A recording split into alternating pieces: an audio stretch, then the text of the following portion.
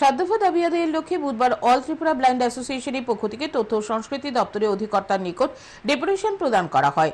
প্রতিবন্ধী ব্যক্তির অধিকার আইন 2016 অনুযায়ী দৃষ্টিহীন প্রতিবন্ধী কর্মীদের জন্য বসার ঘর, ডেস্ক এবং টয়লেটের অ্যাক্সেস যোগ্যতা নিশ্চিত করা, দৃষ্টিহীন প্রতিবন্ধী শিল্পীদের দপ্তর কর্তৃক আয়োজিত বিভিন্ন অনুষ্ঠানে অংশগ্রহণের সুযোগ প্রদান সহ মোট সাধ্যভা দাবি আদায়ের লক্ষ্যে এই ডেপুটেশন প্রদান করা হয়। অল ত্রিপুরা ব্লাইন্ড অ্যাসোসিয়েশনের এক সদস্য সাংবাদিকদের মুখোমুখি হয়ে তাদের সাধ্যভা দাবিগুলি তুলে ধরেন।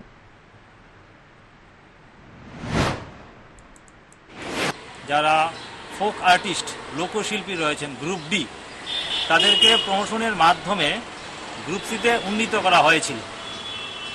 সেই ক্ষেত্রে কয়েকজন দৃষ্টিহীন ব্যক্তিকে তারা প্রমোশন দেননি, অর্থাৎ দৃষ্টিহীন কিছু সংখ্যক ফোক আর্টিস্ট তারা বঞ্চিত হয়েছে। সেটা তারা যাতে বঞ্চিত না হয়, অতি দ্রুত যেন তারাও গ্রুপ সিতে প্রমোশন পেতে পারে, তার জন্য আমরা দাবি আজকে করব।